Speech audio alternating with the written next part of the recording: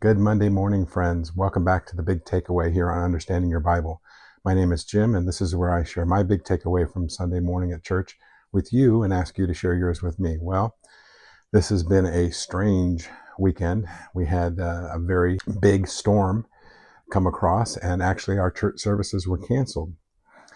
But, however, by the grace of God and through his provision, we happen to have sent a team, including our senior pastor, to a church that we partner with in Albania, in the capital city of Tirana. So actually our senior pastor was preaching from Albania, and we were able to watch him online. And so that was a blessing. And so my big takeaway from watching my senior pastor preach in Albania, he preached from Mark chapter 5 and talked about the stories of Jairus, the synagogue official whose daughter was dying, and the woman with the issue of blood. Those two stories, the way they interwove together.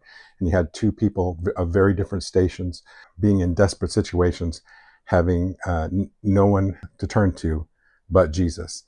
And he talked about how the way that Jesus dealt with those situations and all the stories about Jesus give us a clear picture of who God is, how he cares for us, and how he can heal us from not only the physical things that afflict us, but of course, the sin that afflicts us as well.